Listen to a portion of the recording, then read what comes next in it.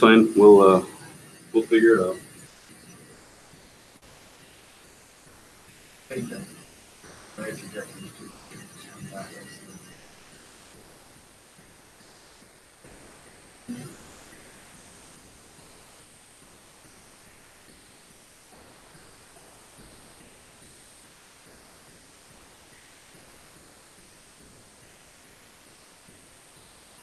I think I'm good. I think I got it. I don't know where all your pointers over there. Oh, yeah.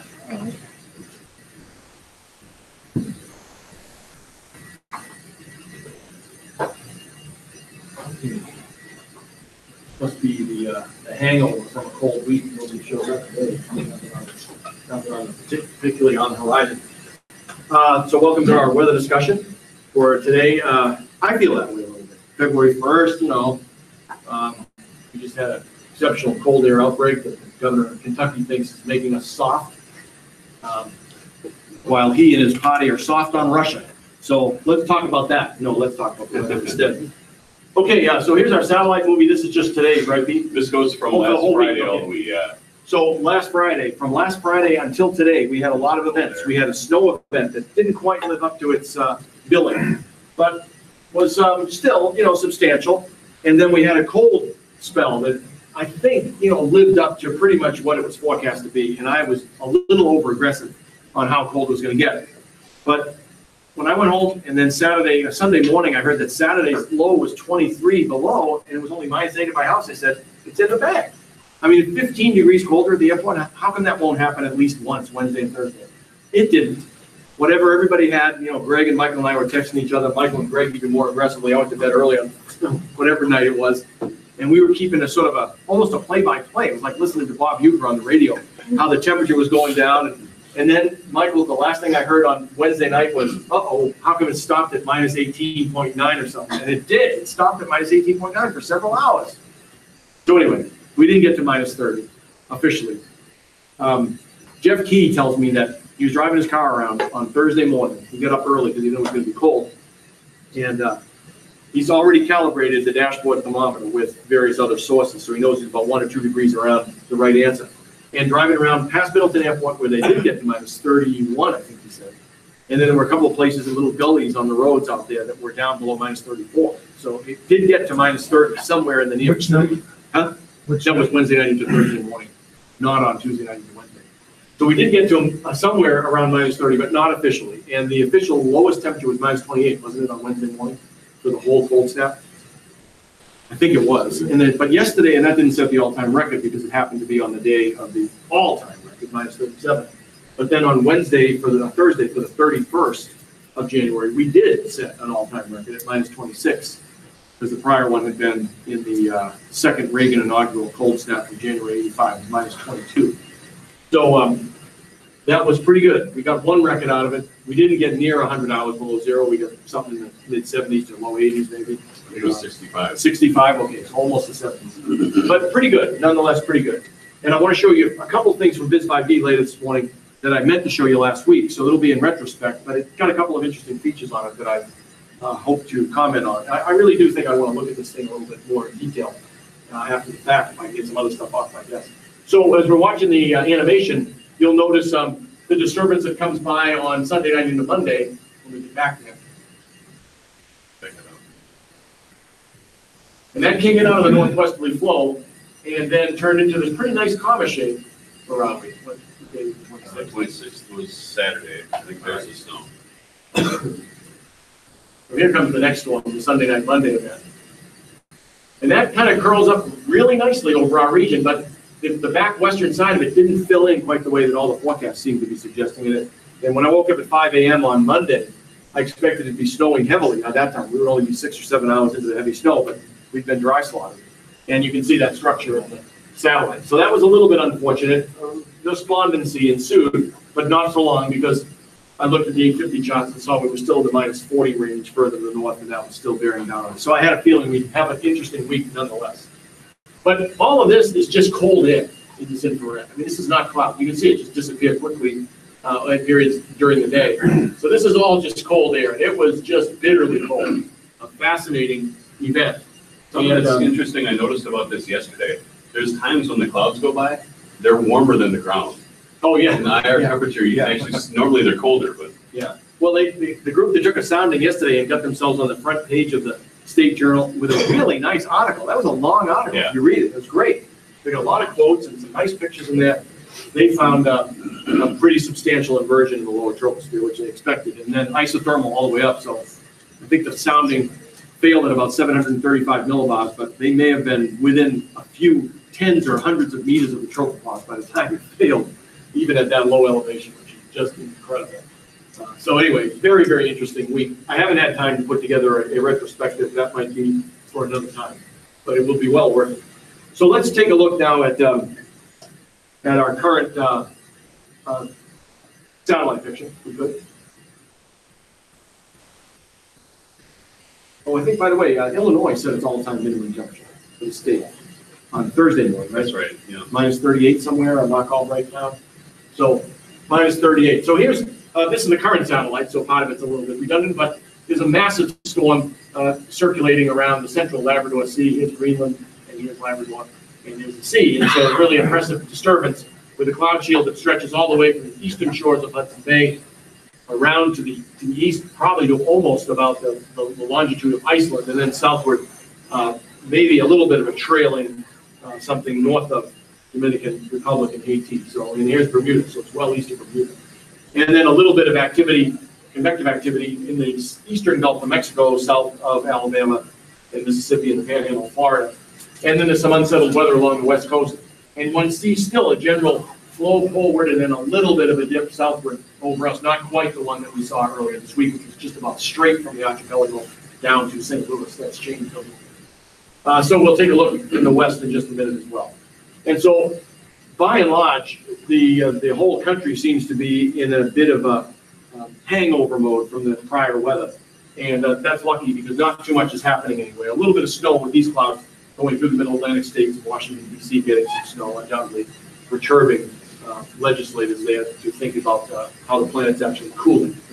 And so when we go to the west, we'll see a little bit more. But before we do that, let's take a look at the radar. This is interesting here too. There must be fog or low clouds here because look at how the shading changes. Yeah, earlier the clouds are warmer than the areas where it's clear, so the clearer is what's colder. And then it, well, okay. Yeah, we'll see it visible. I think that's probably right. Yeah, so there you go. There's low, you can see it nonetheless, there's low clouds in exactly that region, and some of the holes that show up look like holes in the infrared as well. So yeah, that's definitely what's going on there. Very interesting. Let's go off. We wanted to look at the radar.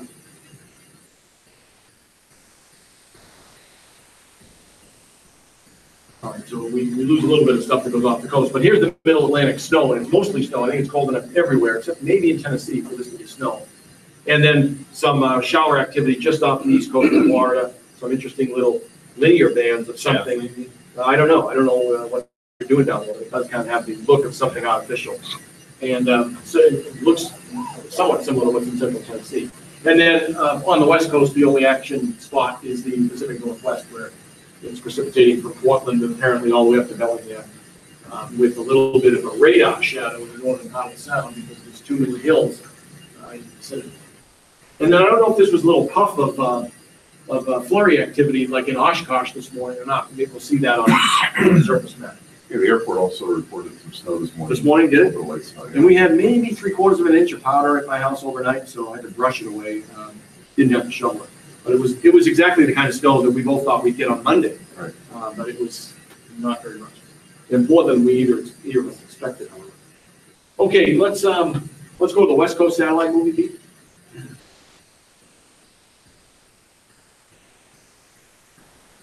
No. I don't like those 17. I like to see the other one. Seriously? Yeah, I do. Why? Let's see that one first, and then we'll take a poll, and then we'll see this. Oh, wait a minute. Did you change this so that now it's the whole domain at once? No. I don't remember it being so big. Okay, so I'll take it back. No, this is nice. I thought we were always looking at smaller sections. There are of it. smaller sections of it available also. Oh, okay, This is maybe the that's what I northern. It's the equivalent of what the NAMADR east, the Code 16 one is, but over Okay, east of it. okay, so this is better. And a This is- half or whatever. I guess I hadn't looked at it over the last week or so, but this is just what I wanted to show. Okay, perfect. So, one can see some popcorn-type cumulus clouds right off the California coast, hundreds of miles off the California coast, and just to the northwest of a little indentation, which looks like the beginning of a circulation right in this location. So it'd be interesting to see what we see on the upper level charts for that. One gets the impression that there's a deep but sort of narrow, longitudinally narrow trough, and then downstream of it, there's a little bit of a development. And then there's a lot of tropical activity. Here's a whole bunch of wavy-looking clouds moving forward, well to, at about the longitude of the Hawaiian Island, the latitude of the Hawaiian Island, so headed towards northwestern Mexico. And then a couple of not so well put together disturbances raking the Aleutian Island chain. This one to the east and the second one with a little bit colder cloud top. It's hard to see what's going on the back side of that. Maybe this is a more impressive cycle. I just can't tell from that image. So the West Coast satellite image doesn't show any of the sort of characteristic, really deep cyclones you sometimes get in the wintertime there. But it does show a fairly substantial meridional flow in the eastern part of the Pacific. So that's interesting. And very cold over the continent of Alaska and the Northwest Territories. Yeah. So the feature that's off just, latitude of San Francisco or so. Yeah, Down there, that feature. So you see that there are clouds that are kind of emanated. There's probably a cutoff that's beginning to form east of or to the west of that broad cloud shield that's going from north to south. Yeah, that's right. Yeah, right. But in that area right there where you're just pointing, it seems like there's some clouds that are emerging from underneath. I mean, they look at. I don't know, I'll just go to the point. Yeah, I guess I don't know. Yeah. So in here, it's like these clouds that seem to be coming out from underneath this cloud shield. Oh, yeah. What do you make of that type of structure? Because that's what I guess Browning and folks call a cold conveyor belt type structure, but. Yeah, or it's just, or there's a circulation that's, predominantly north-south. So this is the southerly flow part of it. And then as this circulation gets a little more intense, perhaps air that would otherwise be streaming more or less poleward gets tugged into this circulation. At mid-levels. At mid-levels, and then starts to rise as it approaches, some weak deformation. It's really sharp cutoff. So there's probably, that's the axis of dilatation. So everything on the southeast side of that is probably the warm side. And I suspect you get trajectories that are curling in, feeling that circulation, and then being forced right into the frontogenetic deformation. Right. And that might account for some of the ascent that seems to be occurring in the cloud top skiing. I don't know. That looks like an air mass composite. And then before you do that, Pete, this collection of thunderstorms has a consistently deeper and colder cloud top. So that's really interesting. That's probably a second punch that when it's kind of a little bit in closer proximity to this thing, might actually really turn the tide and turn it into a more rotary circulation than it is right now. It's trying with this first piece, but I think this thing will give it some additional oomph. And that's what we were talking about last week with if you looked at a tropopause map over that region of the globe, you're going to see a fairly depressed tropopause underneath the weaker stratification. So that's helping to that's right. fuel the cumulus. Yep, exactly right. And it's very coherent, so it's got to be connected to an upper disturbance, I guess. Yeah. So what were you going to show, Pete? The air mass composite was saying, whoa, that would be the loop cooling issue the problem with Code 17 that you heard about. That's what it looks like. But when it's not freaking out, this sort of gives you, where it's orange is a lower tropopause, and where it's green and higher tropopause, and there's limb effects that look purple. So this should show you where the potential vorticity is higher and the tropopause is lower. By animating that, it's going to help really with that. Well, that low tropopause never encroaches on this cloud mass, so that's consistent with what one would expect. Is that this is the shape of the upper trough, and it has this little local shortwave that's right where that's developing. You don't see anything particularly separate in that region of kind of coherent deeper clouds from the IR. I wonder if that's just because it's just a little bit deeper and it's too much to ask. And you can see a very similar development in the Central Pacific. Oh, this one here, yeah, that's right. That's even a thinner tendril of high. Yeah, that is thinner. It's harder to, maybe I wonder if it's a bit of an oblique angle problem too, but probably not. I mean, it's not going to be that wide, but certainly thinner. This is a little piece, yeah. This is more like those PV streamers that they talk about in the Alps, in the coast of Western Europe. Yeah. So there's a lot in there. It's too bad it starts as Jupiter and turns into Earth. Okay, let's take a look. What do we want to do next? Let's take a look at surface off. Good. Yeah, okay, so here we go. Plus, this is what time? This is just the last hour? Well, the light snow, it's just at the airport. Yeah, wow. Just about time. Okay, they got light snow at the airport. We don't have that here. I don't think, do we? We didn't when we walked back from class. So it is widespread light snow. It was this little patch right here.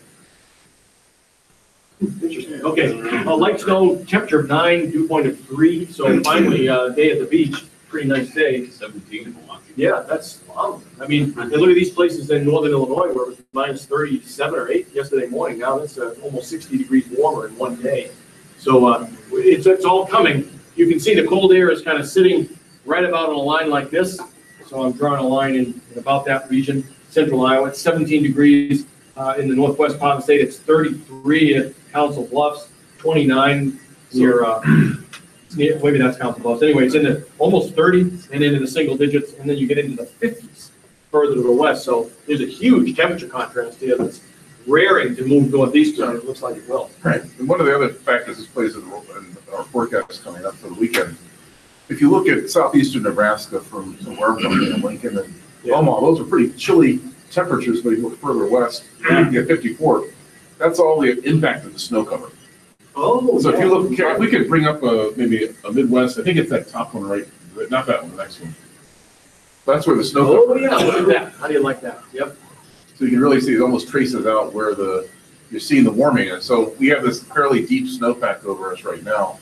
And while the models are forecasting temperatures getting into the mid 40s, perhaps, or even maybe upper 40s, yeah, I think we're going to have to get rid of a lot of the snow before we're going to really achieve that. I think you're right, and we'll get rid of it in the form perhaps of fog. So I think that's another thing that might be a factor. If you get warm advection on top of the snow, we might have some fog in various spots of the day, unless the air is really dry and something that she takes it without changing it into another state. But yeah, it's going to be interesting to see how warm it gets and what other kind of weather elements come along. So we could maybe look at southern half of Illinois and see if we can see where that snow boundary is in the field.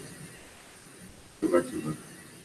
So 20, 24, 41, 38, 46, right about in there, isn't it? That's about where it is, yeah.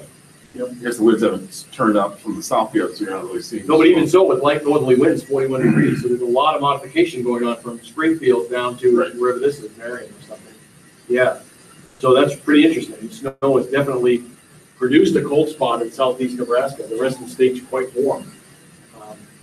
Yeah, that's really interesting. So that's going to be a factor for us for sure. Yeah. And to sort of be thinking about warmer thoughts, if we scroll down to southern Texas and you look at some of the dew points that are showing up there. Yeah, 60, 62, 61, broadly 60s in the southern fifth of the state. Yeah, that is pretty nice for them, but not for us. We still have some winter to go here. I mean, come on. Yeah, but kind of for spring. Phoenix is at 67. Where it should be, according to the forecast. What about 71? Check out the weather challenge. And is that Tucson right there? I think it is, right? Oh, no, it's 61 over 40, I think. Oh, that's Tucson. Okay. Phoenix is the north. Tucson, beautiful, beautiful weather there. We would like being down there. All right, that's all I have except for the Biz 5D. We got to go to the upper level chat. Sorry, we didn't do that yet. Let's go to the upper level. If you happen to look at the visible over Wisconsin yesterday, you can see the ice forming on the west side of Lake Michigan being blown out over the lake. Oh, no. I've got a loop of it. It's not 500. So here's our 500 millibar map for this morning. This is 12, right? Yeah, 12 this morning. And there's the deep upper vortex associated with the cold outbreak that we just experienced. And heights are exceptionally low still. This is 500 millibar height of 48.08. And temperatures are in the minus 45 ranges in Auburn, minus 45 up in Labrador. So it's really cold, another one further to the north. So that air is coherent and cold. It hasn't been modified at 500 millibars. What's finally changed, it looks like, is the flow has become considerably more zonal across us with a little bit of a ridge right along the west of the spine of the Rockies. But when the flow gets more and more zonal here, it warms up. It always does because we have subsidence immediately to our south and west as a consequence of the more zonally oriented flow. So anytime it relaxes like that, it's going to get warmer. Despite that, there are disturbances still poised to slide into this upper trough, this sort of climatological trough over the eastern part of North America. Here's one that's pretty intense. It's minus 39 at 500 millibars. Very nice thermal advection fields, both upstream and downstream of it. So I'll like to see what that looks like at various other heights. Our winter has been really weird. Everybody knows that. Through about mid-January, we didn't have one. And then since then, it's been one little clipper type system after another, which has kept us cold and given us, reasonable snow events. It reminds me a lot, this period, it reminds me a lot of December 2000. Very much the same, just displaced on the calendar, different kind of period of time.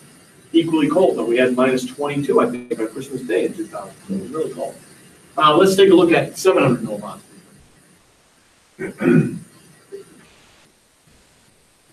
So this feature up here in northern Manitoba is a pretty decent looking weather system. Broad warm air advection, partly differential. A lot of the winds are about the same, so it's not strongly differential. And then some differential cold advection back behind it. So that's a pretty big thermal wave with some deep structure to it. We'll see what it does and what's acting on in the lower troposphere. I think that's the reason why we have a chance to warm up so dramatically. And then you can see that the flow is pretty flattened out over the western part of the United States again. And there's flow off of the high terrain into the plains. And we'll see at 850, I think that's going to warm us up. There's a little bubble of relatively warm air at 700 millibars right here over Texas, northeastern New Mexico, and eastern Colorado. Let's see what it looks like at 850. And at 850, there's a bit of a trophiness that's just about coincident with some warm air that's been warmed by subsidence. That only serves to exacerbate the temperature contrast in the lower troposphere. So remember, we had snow on the ground in southeast Nebraska. We have subsidence in the lower troposphere that's warming it up. It's 7 degrees at in the western station here. Is that Scotts Bluff, I think? 7 degrees there. And, or North Platte, sorry. And then broad lower tropospheric warm advection. It's not gangbusters yet, but it's certainly beginning to push this warmer air to the north and east. That is going to make a dramatic change for us over a relatively short period of time. Here's the baroclinic zone associated with the cloudiness we saw in the satellite picture going all the way from the Labrador Sea, tied to that cyclone, and then down into the Caribbean. And we couldn't see too much on our display to the east, but it looks like there's even some baroclinic structure to the east on that big storm. And then to go to higher elevation, let's take a look at the jet at 300 millibars. And there's little pieces. These will show up probably better at 200. We'll see in a minute. This is all polar jet racing around the continent on the periphery of this giant vortex that slid out of the Arctic over us earlier this week. So very impressive. Let's see at 200 millibars what it looks like. Yeah, this stuff to the south a little more intense. Very broad too. I mean, this is weird. I almost don't believe it. 110 or 101 knots over southern Texas, northern Mexico. And then this piece that looked like almost nothing at 300 is a little bit more impressive at 200. So, and then weaker over the northern United States. This is the upper portion of the polar jet, I guess. And this is the core of the subtropical jet. And then here's the upper portion of the polar jet at 200 millibars, which is stronger at 300. So a pretty nice delineation between the two tropospheric jet structures. It gets a little bit more complicated on the East Coast, but I think they're still quite separate in this particular configuration. Really strong polar jet, as I said, on the southern periphery of that disturbance, making its way southward over us. So let me do two more things. One is, let's just go, where is it now? I brought it up here, right here, Pete. This is just my cold pool analysis that ended yesterday, end of January. So this is for this winter. And I'm sorry I didn't have time to look at the stats of where we are. We've had maybe one, maybe two, actually 2 or 3 days. Actually, December 1st was clearly one, where we've had extreme warm days, where the standard deviation of, where the actual value in the cold pool area is 2 standard deviations below the mean. We haven't had a single one that's been an extreme cold day since February of '94, and that would be 2 standard deviations. The first one is shaded above the mean for any given day. We don't have them anymore. And here we almost had one in mid-January. So this is the beginning of the end of the warm period for our winter. And then look at, even though it's been really wintry around us, and especially this last week, hemispherically, it had a little recovery to about average. And then it's a little bit below average, or close to 1 standard deviation below average for the whole week that we were exceptionally cold. So, I mean, of course, there shouldn't be too much surprise about that. This is the whole northern hemisphere versus one locale. But when it gets cold at a certain location, it doesn't mean anything about what's going on around the hemisphere. And this is the peak, so right at February 1st is the peak day for the long-term average aerial extent. So this is the coldest day of the year, and I do mean the year. And then it starts to come back down for the whole month of February to about where it was at the end of December by the time we're done with the month. So this is kind of I don't know what to say about this year. It's maybe about 20th or 25th warmest or something like that. It's nothing out of the ordinary, but it's had a few episodes of interest. One is this really big ramp up of cold air and then a little dribbling to come down from the big peak that we got around January 1st.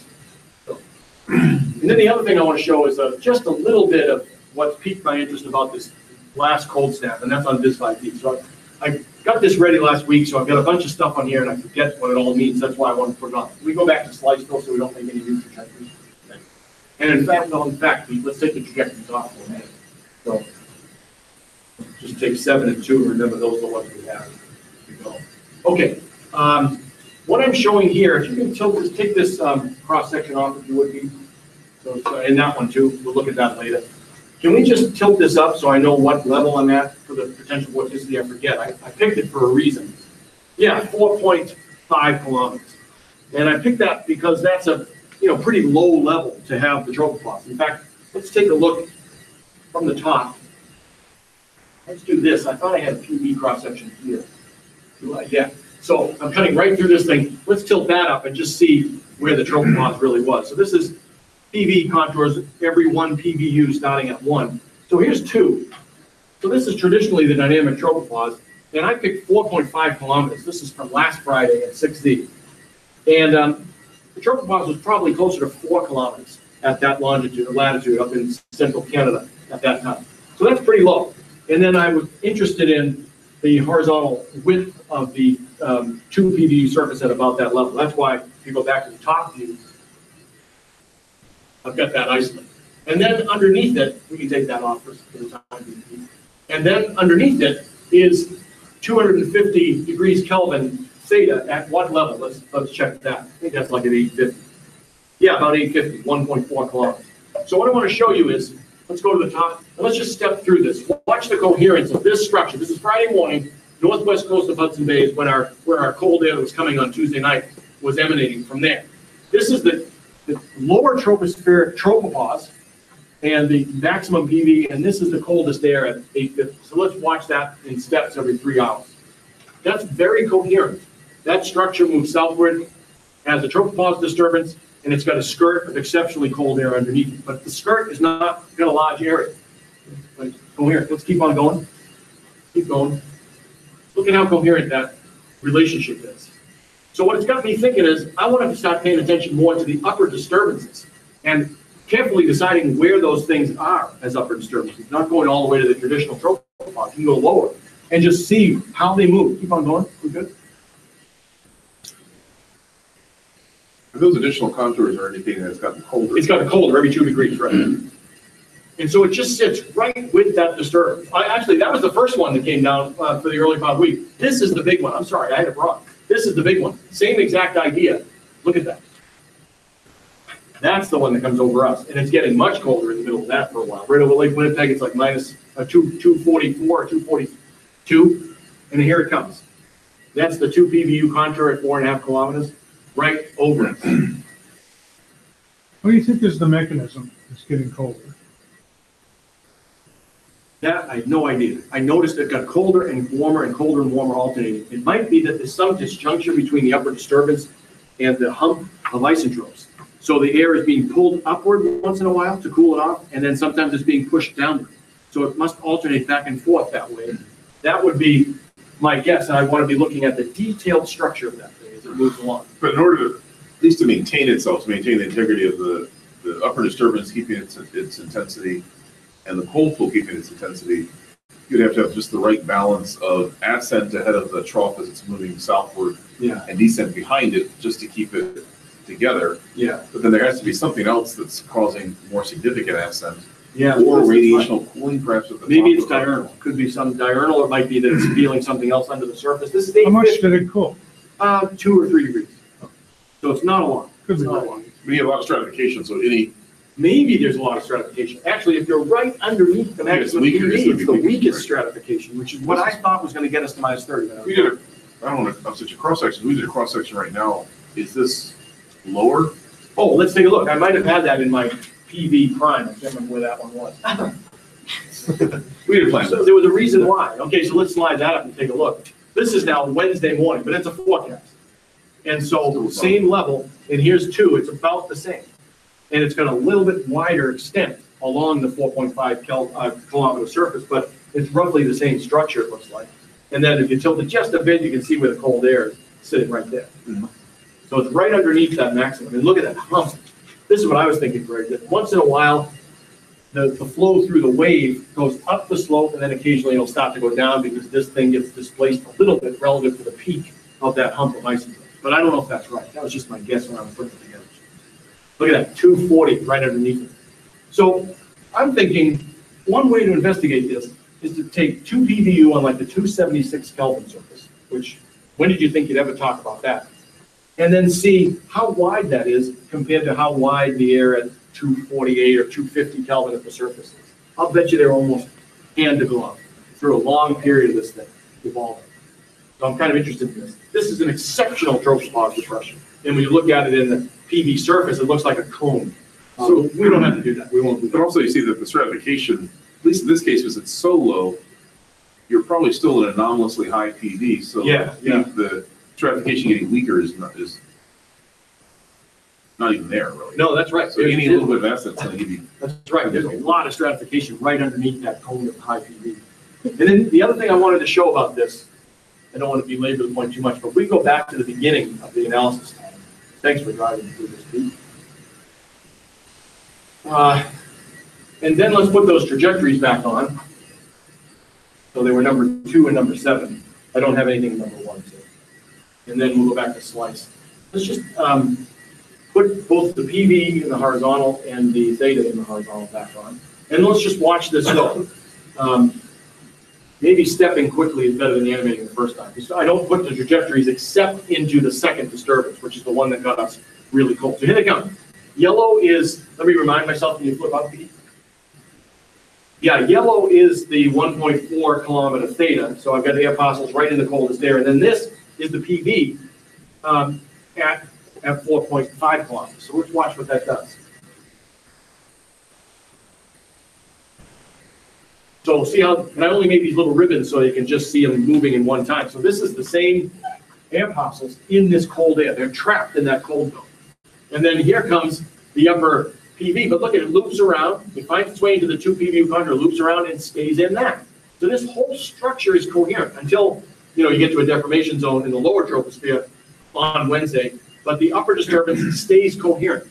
So that's really interesting to me, that you've got for a while, a deeply coherent structure where the upper vortex air doesn't move out of the vortex and the lower level skirt of cold air doesn't ever leave that trapped structure. So the whole thing comes down as a 3D structure on top of us. So do you think it's propagating as a wave, or is it propagating with the flow? I don't know. I mean, you could That's put an a excellent question. potential, start the trajectories and put a potential, put a theta surface exactly where the trajectories are, and see if they're going through or going away from the theta surface as they come down. Yeah, I haven't done that. That's a good We idea. could do it right here. Just put a theta surface on it. Just go up right at the top now. For the top, for this, for the 4.5 kilometer PV. Yeah, Yeah. put a theta surface right underneath those yellow, whatever trajectories are in that vortex. Or that thing, Thank you. go low enough where you can see them. Yeah, they're there. Pretty close. Yeah, now follow them and see if they go into the theta surface, or what do they do? Oh, they dive. Well, let's see. They don't have that much vertical motion if I remember right. Well, those other ones dove into the theta surface. See, they come out, but I don't know how deeply they dive. So it might just be But that barely would be below. radiation if they were diving into the theta surface, right? Let's see. Yeah, they do dive near the end, definitely. But for a long time, they don't.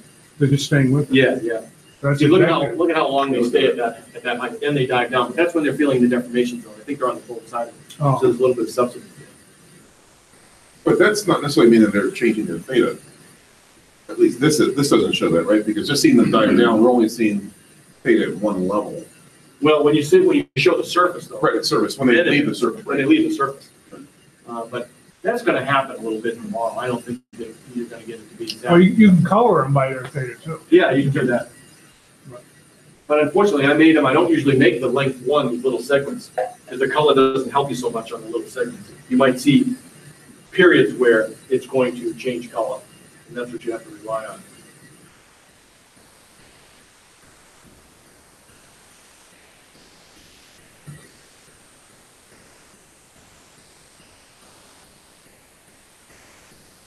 Yeah, so they get a little bit warmer, but not at first.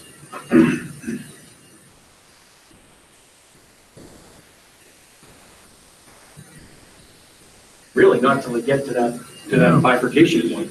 Yeah, that's when they really start to warm up. So anyway, I found it interesting that this is exactly why this was interesting to me. There's so many such questions involved in this. How do these cold air outbreaks really work? I mean, are they deep?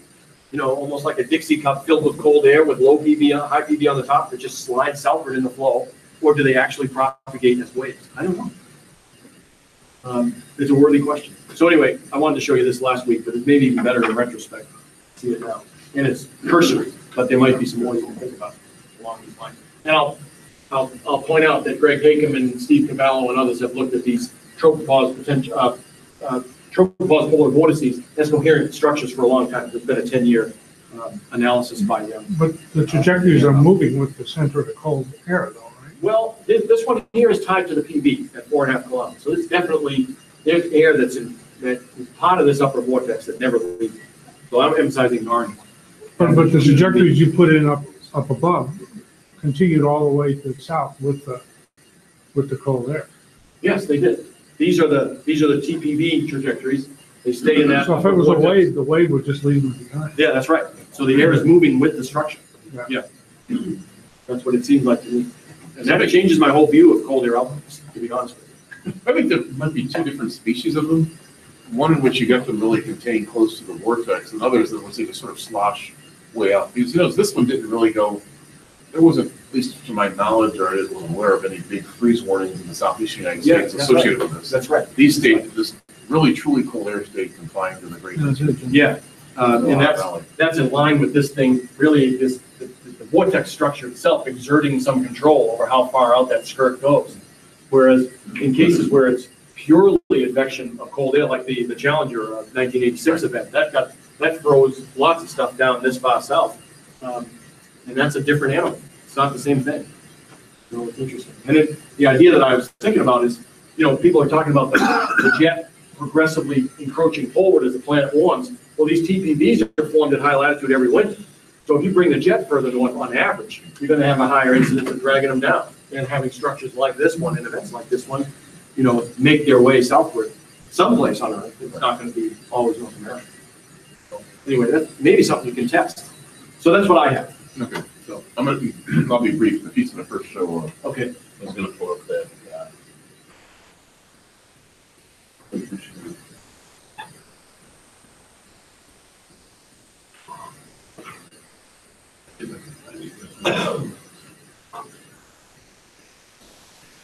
Never mind, I don't have it. It's in a different directory.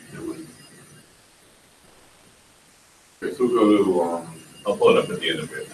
let's first try Aurora and see if this is done. The model is done. Probably 6 hours, if that works. All right, so let's go to Pivotal and this will be a brief discussion.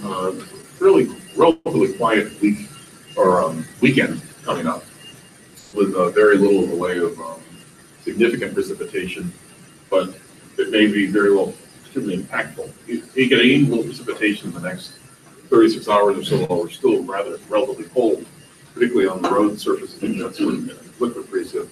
You can imagine a nice glaze of ice forming that could make travel in our area a little bit messy.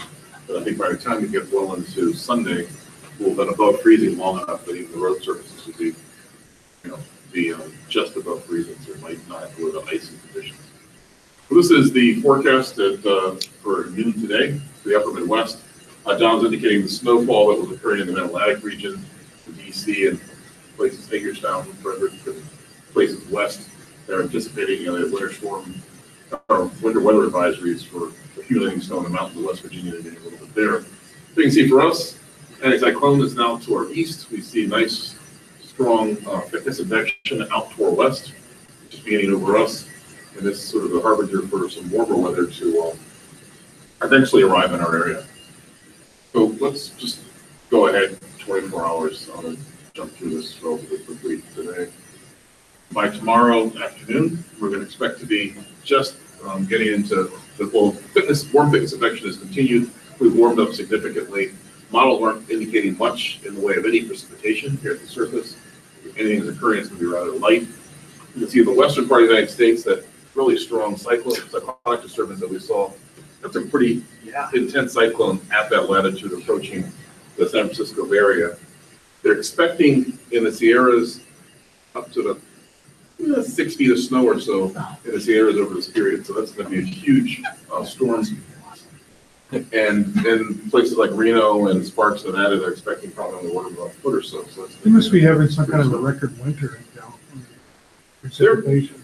I haven't followed it carefully to go back to the sort of natural hazard space to see if they're out of any drought issues, but they're getting significant precip there. But the issues, again, for those areas that had the burning back in the fall, mudslides, things that sort of going to be landslides are going to be very possible with this, with all that precipitation. But the fact that it's frozen, and as long as it's at a nice high elevation, this is their water supply for the year, and they're getting just what they need at this point. It's just liquid water, rainfall, and it's going to. It's helpful in the short run, but it's going to not be around for the summer when they really need it. So that's nice with the precipitation on the western part of the United States and the cold area now kind of relatively trapped to relatively high latitudes. Let's go ahead 12 hours. We're about 549 or so, 552. A little bit of light precipitation. We'll check on what's happening there in terms of our surface temperature. We'll just do that right now. The 2-meter temperature at this point. And models are forecasting temperatures in the mid-30s, and that might be somewhat generous given the fact that places that are going to have snow cover, it's going to be tough to really bring up the surface temperature significantly. And I'm not sure how frequently they update snow cover fields here and how the model handles the boundary layer, but I suspect it might be colder than this tomorrow. The other issue that John talked about was the fact that with this warmer advection aloft to the warming temperatures, the air is, check out the dew points as well. Let's do that. In the mid-30s, dew points are up the same way. We could be looking at some fog over the sort of southern Wisconsin. So visibility is low, kind of just a dismal looking day, even though it's going to be relatively mild. And one thing I really like to see this time of year, now you can see these surges of warmth or moisture out from the southern plains. So just spring is just going around the border. Look at how the coldness and dryness stops at the U.S.-Canada border. Yeah. It's just amazing, all the way across the country. Almost like a wall. Yeah, it is. In 48 hours, we'll just do this map first. The dew points don't really change too much, but again, 60-degree dew points just out over southeastern Texas. That's great. So let's go back to the temperatures. At this point, it's a Sunday morning. Haven't changed much, about 38, probably still melting snow. Be great, 37, 38. And the surface map at this time showing accumulated precipitation in the last 6 hours. Just still shows relatively light precip, not necessarily right over us, but I would say broadly, southeastern Wisconsin, southern Wisconsin would be expecting that. But again, 552 thicknesses. We weren't just dreaming of that, just a about 100 hectopascal, or 100 meters more than we had last weekend almost. 1,000 meters. Yep. 100 right. hectares. Yeah. Thousands. Exactly. It's amazing. Heights are rising. And you can see the precipitation continuing in the western part of the United States, just about over now. The cyclones are begun to fizzle and moves into the southwestern United States. Lots of cold air banked up in northwestern Canada and British Columbia all the way to Manitoba, Saskatchewan. So this is something to watch, but it's not going to be in here yet. Nice trough as the warm air that was moving off associated with the subsidence understandably creates that trough. It's also broken off from the Rocky Mountains when they have a weak cyclonic disturbance over Minneapolis. Strong southwesterly flow, geostrophic flow, warm advection continuing. So we're still going to pretty good load. We go to 60 hours. And 552 thickness finally breaks through over us. And the trough kind of begins to tilt over, if you will. With the main cyclone now being developed just northeastern Kansas at this point. But pretty decent snowstorm going on in the northern plains, well to our west. So this is, again, a nice weekend, but it looks like it's going to be probably foggy and with a little bit of light breeze. Probably by Sunday we might be out of the precipitation. Let's go ahead and do 72 hours. Cyclone gets developed. Cyclone's now on the move from northeastern Colorado into Iowa, and that's when we begin to get our sort of plain rainfall, a warm rain, and probably some of the fog beginning to end at this point as the drops cool. Let's look at the temperature on Monday morning. That's still around 40 or so. And again, depending on how much snow we've lost, it could get even warmer, but you can see a lot of structure in that, and maybe in part due to what the snow cover looks like over this region. But we're going to have several hours. I didn't check the number of hours below zero, but we could be looking at least 48 hours above freezing. Yeah, it'd be quite nice. Or at freezing, it's hard to believe it'll be above freezing during the night. Right. It's snow cover. It'll probably fall just to freezing while we're melting. Okay, let's go ahead to 80. Let's go to 90 hours. And we'll go to the surface. Let's actually step back. Sorry, Pete. 72, and let's look at our 78, and look at surface map. Surface map. The cyclone moves across southern Wisconsin. We're still forecast to have local precipitation, but you can see the advections by this time, this is 18th on Monday, will turn back to cold advection, northerly winds, and northern part of our state's going to get a pretty decent snowfall. And the question here is, the critical issue is just how quickly this is going to, the timing of the changeover to frozen precipitation. At this point, it's still liquid. Go to 90 hours.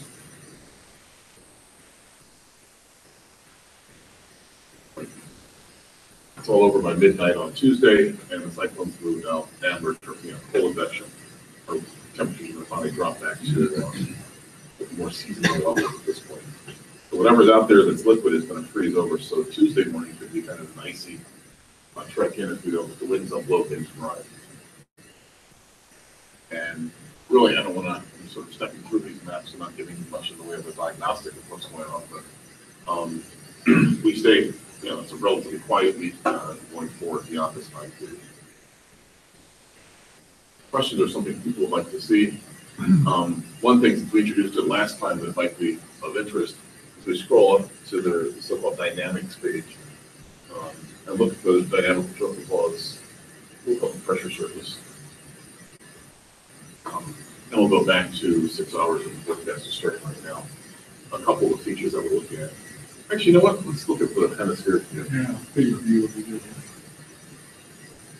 On that. And a couple of things that I want to point out. One, you can see this very deep trough that was out over the western part of it, just off the west coast of the United States. And that very thin feature that we kind of hinted at looking at the side imagery is indeed a very thin feature.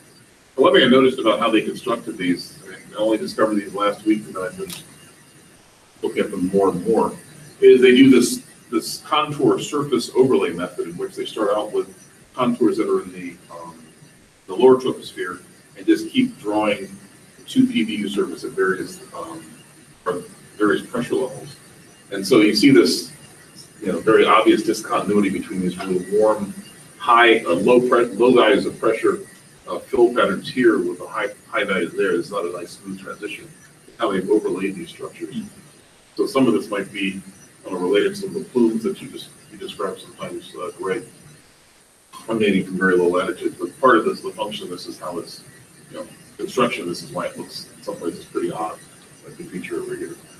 The different ways you can construct these maps, and they've chosen to start at low levels and just pile them on.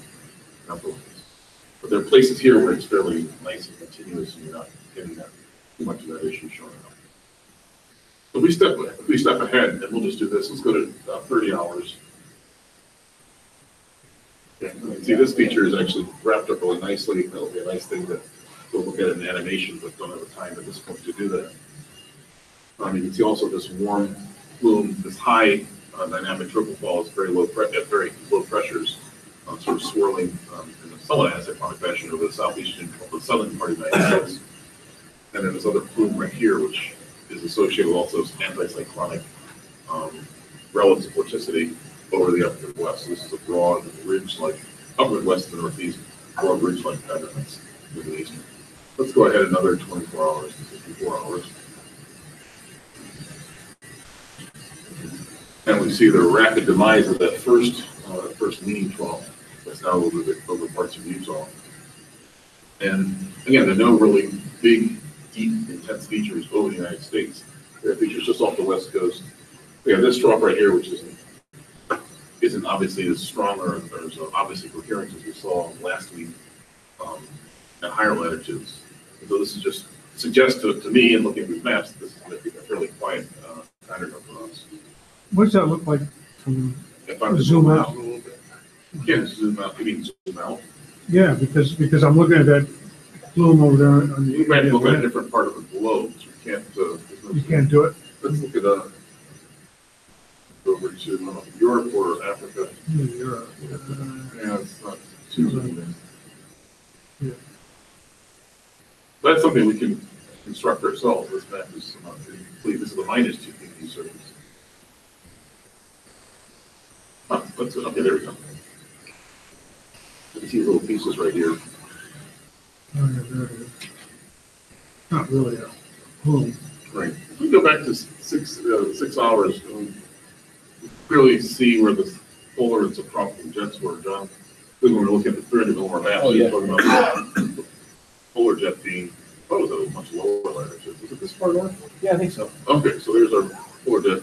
And then somewhere down here, it's not really, I don't think it would put the subtropical jet this far Well, it's south. probably bounding that high tropopause. It's under this, yeah, I think, but it's also probably obscured by this feature that's overlapping. Yeah, the Part. one on the east coast off Florida is pretty obvious. Right. That's not what they're doing. But here, you might argue that this probably is where the subtropical jet would be, Yeah. and then the polar jet would be the leading edge of this boundary. And we could begin constructing maps of this sort ourselves. We'll probably do that. It's a nice map. All right.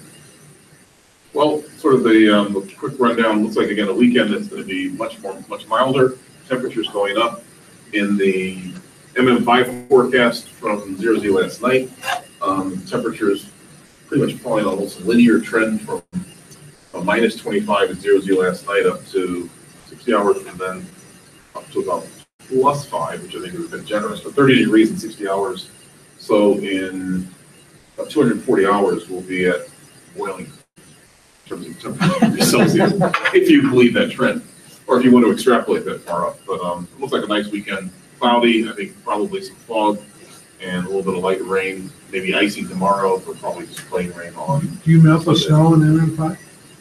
No. I don't think it melts. No, it just keeps it, I think. So it's getting up high without even the snow melt. Right. So that's, and I think it does know that there's snow, at least in the initial conditions. So Does it melt the initial condition? I don't believe so. I don't believe so. What's your model? Does your model melt? I don't know. I don't know if it's snow. This is Pete's. This is what I was talking about yesterday. You can see the ice forming along the western shore of Lake Michigan being blown off over the lake. I hope that shows up real well on this stuff. Yeah. Yeah. It's doing the same thing in Lake Superior farther up. The one thing I didn't look at last week, this is great, Pete, was check out the mesocyclone that we were anticipating. Yeah, on Tuesday. Did you look at- I didn't. No, I didn't really didn't notice see it. I it, was but looking yes. occasionally. I didn't. It looked like mostly stratocumulus coming across the lake, unfortunately. Yeah, so that This ice is just really puts the nice. kibosh on heat transfer. This was cool. It's the end of that. Yesterday.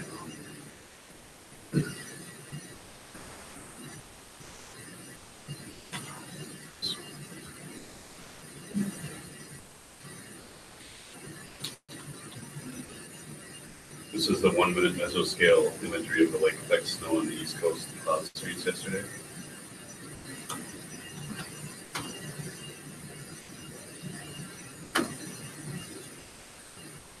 Wow. Crazy. So cool. Waves and stuff going on over here. Waves are They're polarized. crazy. They don't even have the same phase. Right? Yeah. Notice You can that see Lake sewers Erie is coming in. frozen, but Lake Ontario is Yeah. sending a plume across.